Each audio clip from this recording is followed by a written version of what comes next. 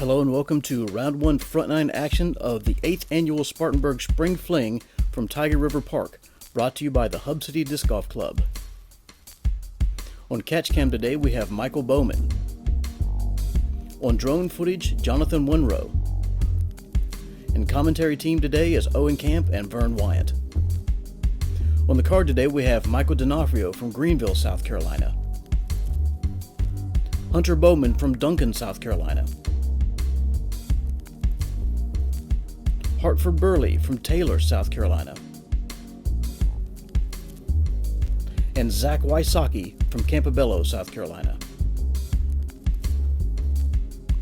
Hole 1 is a par 3, 276-foot shot. It's either a good strong forehand or a nice turnover backhand that you want to fade right towards the basket. Jumping right into it, Michael's gonna lead us off. It's a good lefty hole for him. Oh, deep hyzer. Yeah, the tree didn't agree with you. This hole, you've got a couple different options. That forehand flip up, or the lefty like Michael threw. That main tree that Michael hit comes into play, and then also what I call the octopus tree that Hunter's going right at, and it's just going to go in front of and miss. That's a great shot. Yeah, good play with the Firebird. You know, it's my first time really watching Hart play. Man, he is solid. I mean, not giving any spoilers for anything, but he's just, it's interesting to see one of these quote-unquote younger guys kind of play old man golf. He's not afraid to lay up, but he'll run some things and make some amazing putts. Just a solid player. Solid's a good word to describe his game. He's very smooth with some of his decision-making, like you said. He makes smart decisions out on the course, and it plays off well for him right there. I really like the backhand turnover on this hole. I've gone back and forth between the backhand turnover or the forehand on this hole. The forehand seems to be more luck, and the backhand turnover seems to be the more skill game here. You can get that backhand turnover just right, it's good every time. Mm-hmm.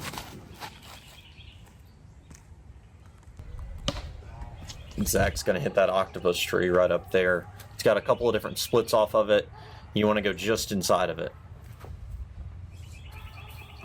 Michael's just going to try to pitch up and get his par and move away here. Zack's got a long putt look.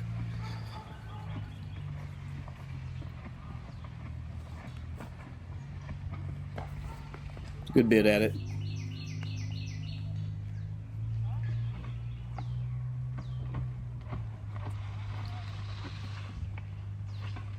Hunter's good tee shot, leaves him a good 15-footer there. Nice to start the round off with a birdie and a decent putt as well.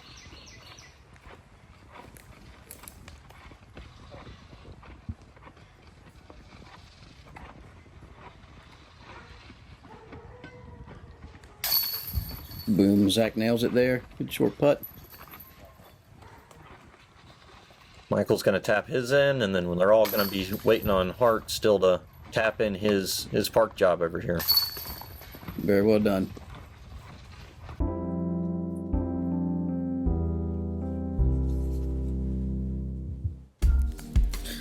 Moving on to hole 2, 226. The popular play here is going to be a right-hand backhand through the gap, trying to skip left.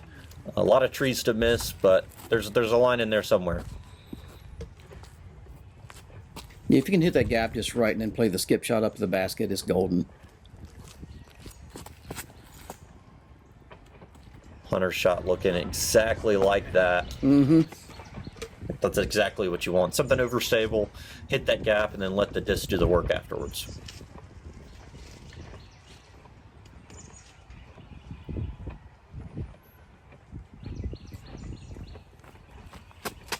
I was thinking about Hart as putting his footage together. I'd really like to do an in the bag with him because he throws some discs that not everybody throws. Like one of his upshot discs is the Latitude 64 Beetle. Wow. It's very interesting to play with guys like that. You know, they've got a diverse bag, and you know, a lot of these AM players especially will have a mixed bag of manufacturers and choices, and there's so many disc manufacturers and so many disc options out there nowadays that you really could see just about anything out there. I bet a tough lefty hole for Michael. If he had a forehand, maybe he trusted a little bit more. The lefty forehand might work, but that's a tough lefty backhand shot to pull off. 100%. Yeah, it's a tough one to get through the gap regardless, and then left-hand it's just about impossible. Zack's going to make the common mistake there, which is just kind of pinching it off early left. That's where I find myself most often if I miss it. Tough to commit to throw it straight enough and still trust your disc to get back left.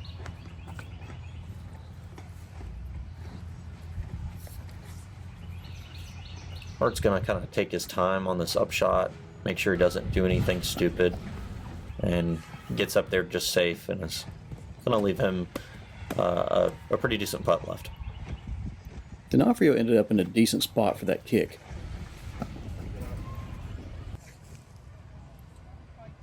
Zack going to try a little something there. Couldn't really tell if he was running that or not. Yeah, the tree sent him running off in the other direction, though.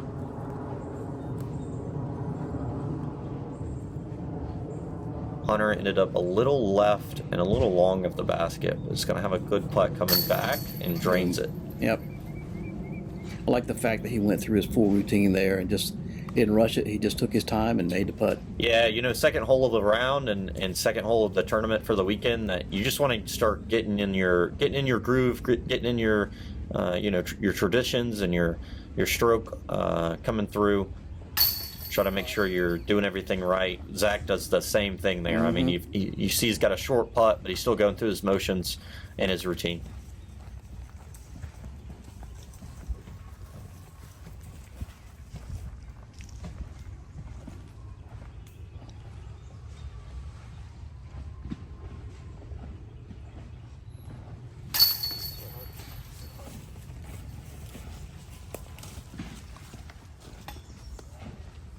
Everybody's cleaning up nicely here. Everybody's just kind of settling into the tournament over the weekend, trying to get through the first couple of holes and keep some confidence up and keep them in the mix. Hole 3, par 3, 259-foot shot. First thing you got to do is beat those first two trees that you got to almost mando through, and then don't go too strong at it. You're going to be in the road. I found this hole can be a difficult one to really play distance control right on.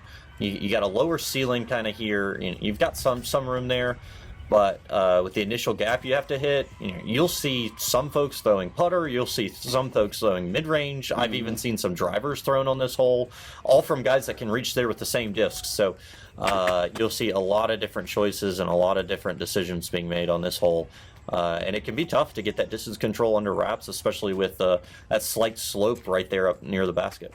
Yeah, it's a generous gap, but then when you start thinking about how and where you want your disc to end up, suddenly you start pulling it one direction or another, and then those trees will sneak in. You'll see Hart. That's kind of a popular landing zone. He's gonna, you just kind of. I feel like that shot's more focused on hitting the gap, getting far enough up there, and it's gonna kind of just bail out left. But he's gonna have a good putt from down in that ditch.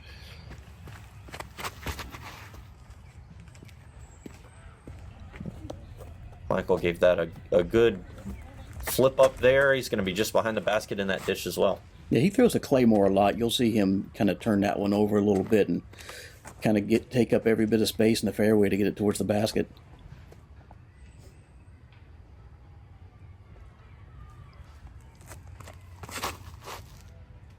Zack going to try to keep it low out of the ceiling, but left it a little too low and a little short. He's going to end up with a long look at this.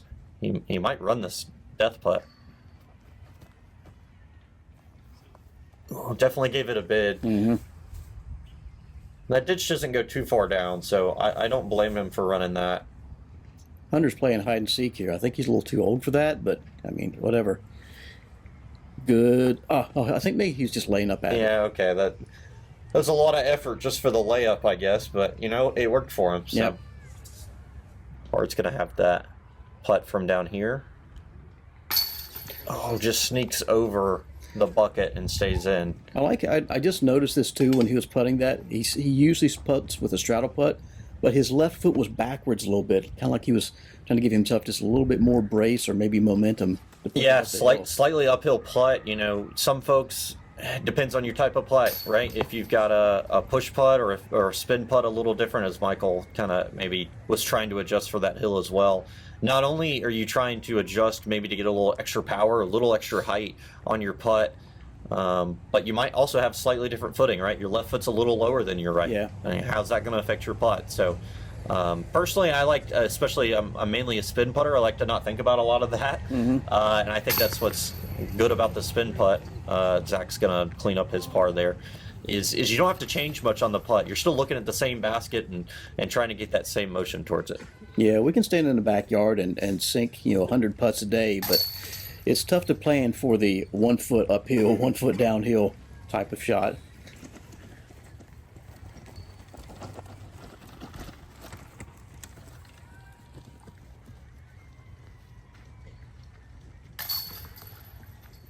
Good to see our softball crowd definitely not parking in the grass like they're not supposed to. Yeah, we were lucky this weekend to get some good parking out there. Moving on to hole 4, par 3, 259 feet. I really struggle with this hole, I'll be honest. It's one, it seems really simple, it's right in front of you, but it's definitely got some challenge to it. It looks really open right here, but that ceiling closes in quick, and it's that slight backhand turnover. You can't force something real over, like Hart's going to end up there, he's going to end up a little right and short of the basket because he kind of forced it over. It has to be a smooth turnover and hold to really get a good look at the basket. You almost want something too that's a hair bit stable, so when you turn it over to the right to hit that gap, it's going to slide back some to the left. Hunter's going to throw that forehand. I like the forehand to some degree, but there's this little tree on the right. You can kind of see it. It's in the sun just in front of the tee pad, and it's got some bushes growing around it. That tree really comes into play on what you would want to where you would want to throw the forehand, which is a slight flex.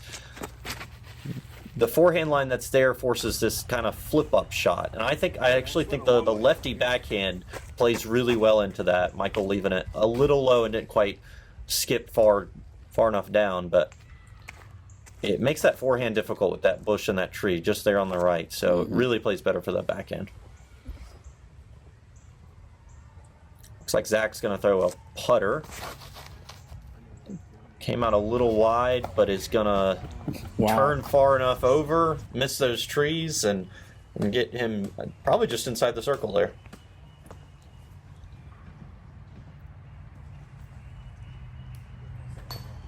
Excellent bid at it. Just on line, just not quite enough height. Hunter's gonna try to give a bid from back here.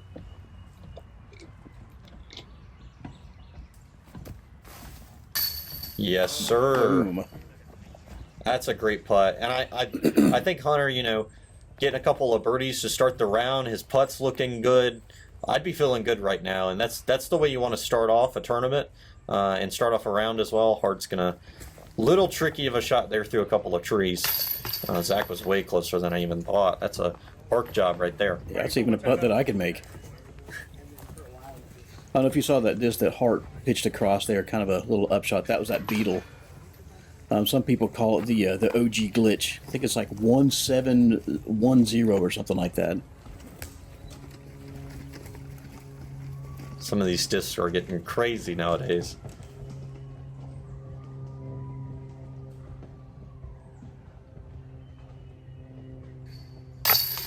It's a good putt from Hart, coming back, taking his time, still going through his routine. Hole 5, par 3, 200 feet. It is the classic Carolina Woods tunnel shot. Basket right in the middle. Got to hit it straight dead on. We've got a new Mando on this hole just left of the tee pad here. You can see the sign there. We had a couple of trees fall over on the left side and had to make sure that the hole kept its integrity and its intended shot going straight down the middle. You'll see probably forehands and backhands on this hole. It's pretty much dead straight, so dealer's choice.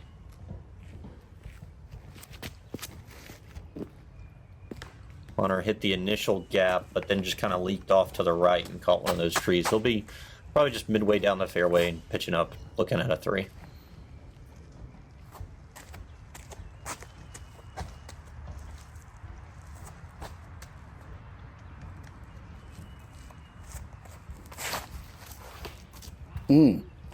Pulled it a little bit to the right, and then the trees did not do him any good service there. Gonna go get to visit the neighbor's yard over there to the right-hand side.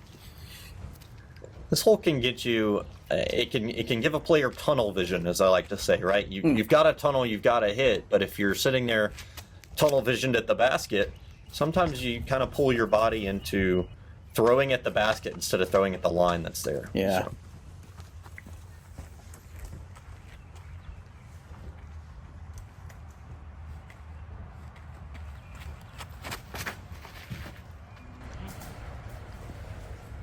Little funky skip there. Yep, you see, you got Rico on the bag there trying to help him navigate those trees to get back into fairway. Zack might have wanted to go knock on that door, see if one of those someone from that old couple maybe wants to get on the bag instead of Rico. Rico might be aging out of that caddy category. Zack might have to find someone a little younger over at that house.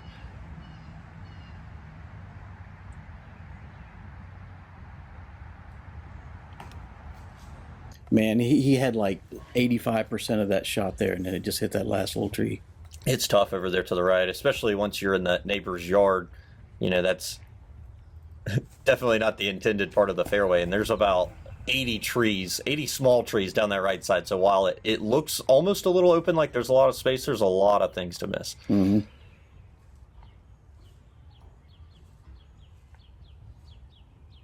Zack's going to try to see if he can ring one up. Oh, and almost ring it up from Grandpa Land over there.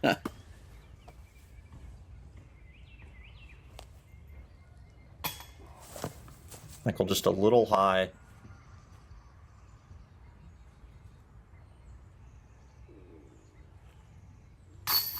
Boom. It's a great putt from Hart. Yeah. Super consistent with his putts. Like how he taps the basket afterwards. Tells it thank you, you know? You got to be nice to the baskets for them to be nice back to you. Realized that was a thing. I have to start trying that. If I ever tap the basket, it's usually in anger. Like, why did you do this to me? I usually slap it across the face when I miss mine, so...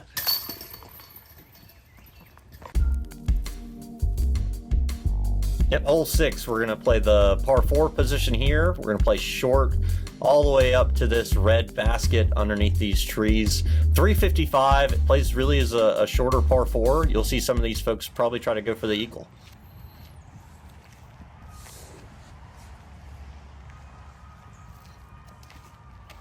Hart may not be going for the eagle throwing this forehand. He's probably just wanting a disc to sit out in the open up there and give him an easy birdie. And he's going to get just that. Mm-hmm. Undertaking the same play here.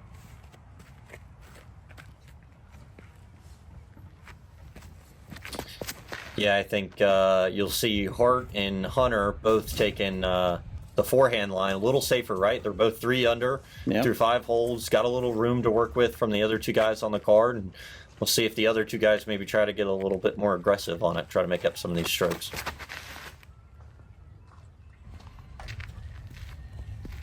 Michael gave it a good chuck. He's going to end up most of the way up there.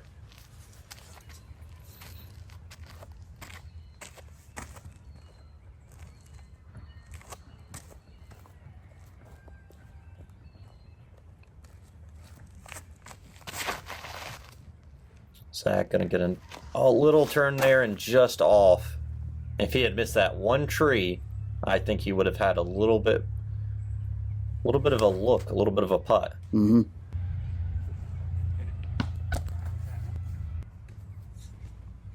Up there in the circle. Probably not as close as he wanted to be. Man, right up against this tree. Hart had a great tee shot there. Yeah. A little awkward footing here. He's going to still try the forehand, even though this tree's kind of in that forehand line. That's a great upshot, though. Wow.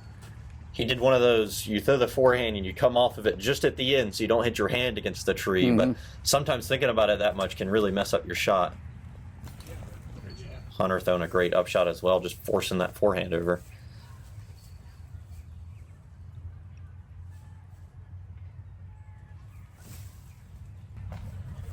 Michael also going to pitch up and down. Zack's got a little bit of a putt to make over here from that left side.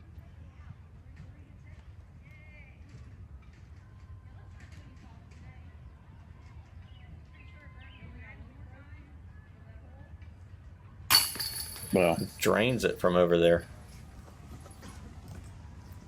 That's a good putt. yeah. A putt like that, even you know, for birdie there can really get you going on a hole like that. If you've got that good putt, sometimes that can give you a little bit of a confidence boost and get you going for the rest of the round if you can hold on to that feeling.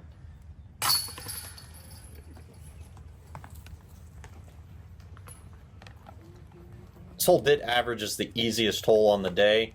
Averaged at 3.42, so easy, but still not everyone had a birdie, but a lot of birdies. No eagles on round one. Good star frame though. Hole 7, par 3, 216 feet. This is one of the shots and one of the basket placements on the course. Hole 7 sitting up on top of the rocks. Easy birdie, also easy to bogey if you go too far past it. Yeah, or in my case before, easy to bogey being inside the circle off the tee. It's a tough putting green. If you miss one badly on this green, it can get away from you. I've seen 3, 4, 5 putts on this hole before. So if you can snuggle it up against the rocks, that's kind of the safety zone right there. yeah, you really feel good walking up there if you're up near those rocks. But like you were saying, this basket placement up on these rocks is one of those images that kind of sticks in your head after you play out here or when you think of the course. We're going to sneak through some of those low limbs off that tree. It's going to be 2 putts at the basket there. Those are probably going to be at a tester range for this pin placement. Michael taking no time at all. He said, come on guys, this is easy. It's right here in front of us. Just throw it straight at the basket. Come on now. If they only threw left-handed, they would have had an easier time.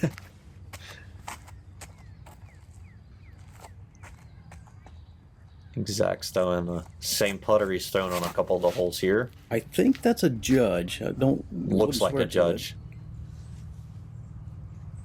Hunter, little tester putt at this range with this basket elevated. He's just looking to get some metal on this for sure.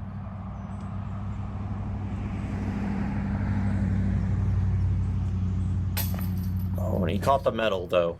That's going to keep him close by. Hopefully a par tap in. I don't know what happened, but... And Hart gets to try the same exact putt. We don't know what happened either, Hunter.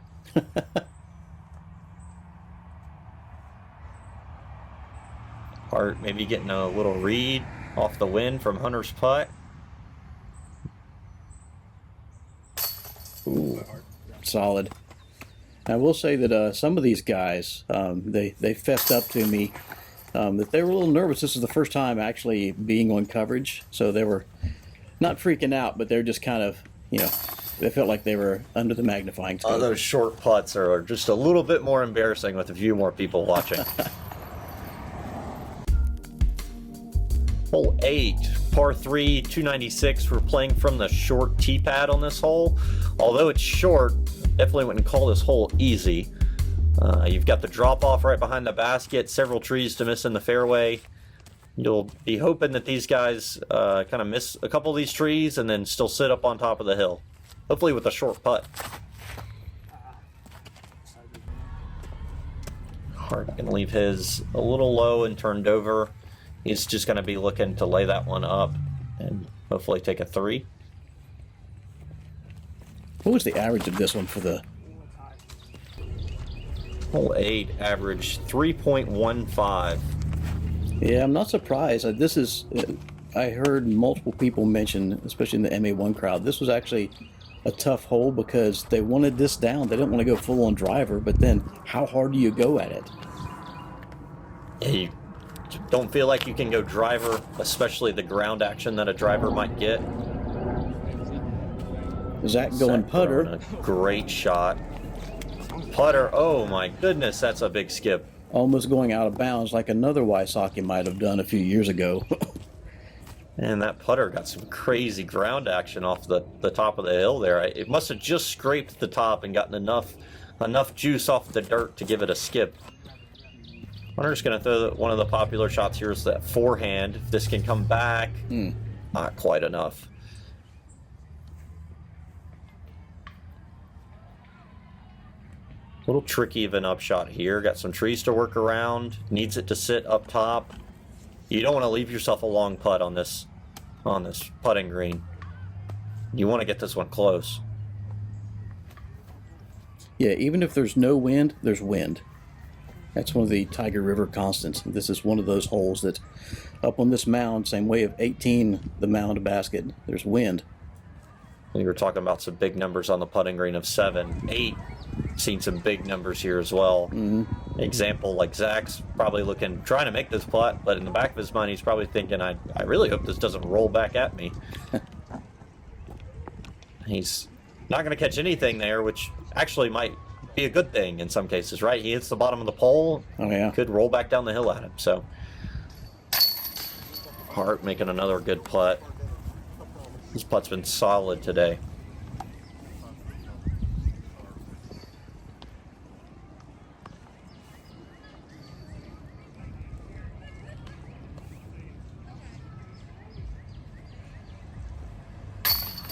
Great putt, especially staring at the death shot behind it.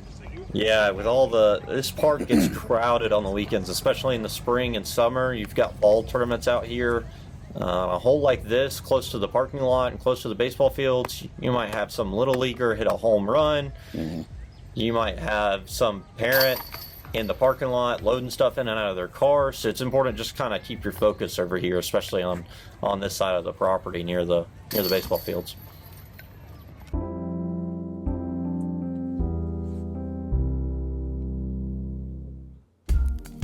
Hole 9, par 3, 232 feet, the ultimate ace run. But you don't want to go too far past it. You don't want to hook into this big tree that's to the left. You can see an easy birdie turn into an unfortunate par by the disc just going into this fir tree on the left-hand side. And 232, it plays, I think, a little shorter than that. And you'll see most of these guys. I'll see a lot of folks try to throw a low glide disc on this hole. They want something to get out the gap and then drop to the ground. It's a little downhill, and the green is really fast. So most of these discs coming in at the basket are going to skip. Oh! Well, unless you hit the basket. Yeah, thank goodness the basket got in the way. That was going the wrong direction. I guess you don't have to worry about your disc going too far long if you just hit it. Yeah. Yeah, definitely. The zone was a popular shot from a lot of players. Michael going to try the lefty flip up and left. It's got a good turn to it. Oh, and the band. Will these guys leave the basket alone? Good grief. No pressure, Zack. Yeah, no pressure, Zack. Chains and band.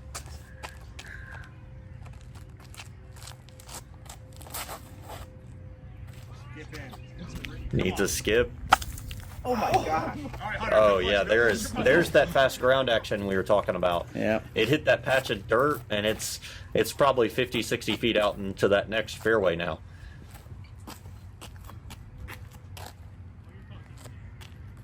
Hunter going with the Berg here. Yeah, good choice. Berg zone.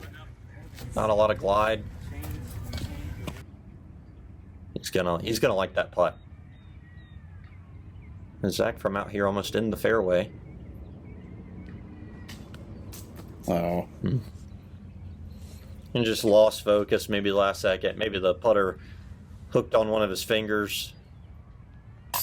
Wow. Maybe he got a little nervous from the Vern cam. Michael doesn't though. He drains his putt. Yeah, lefty magic.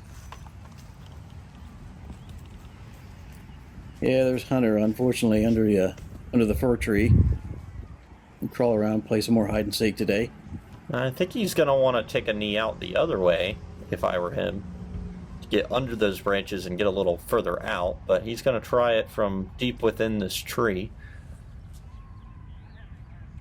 He's probably got to pull a few twigs out back there. Mm-hmm. He's going to have a little line here as long as this tree isn't messing with him too much. Man, it's so hard to commit to a putt like this because the tree is all over your back. Oh, yeah, nice. He gets it. No Yeah. problem. The challenge with that is normally just getting there. Once you're in there, you're like, oh, the basket's right in front of me. Especially if you've got a spin putt like Hunter does. Mhm. You're not changing up too much.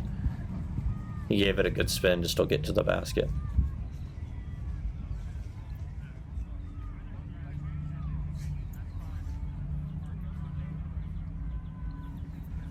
Hart's going to try to clean this up after hitting the chains. Man, that's unfortunate. Yeah, his putt's been really solid all day today, so that's a little abnormal to see from him. Yeah, I think that's the first circle one putt that he's had trouble with today.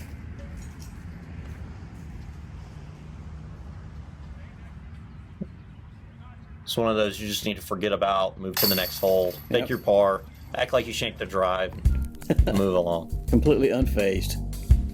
All right, after 9 holes, we've got a tie at first.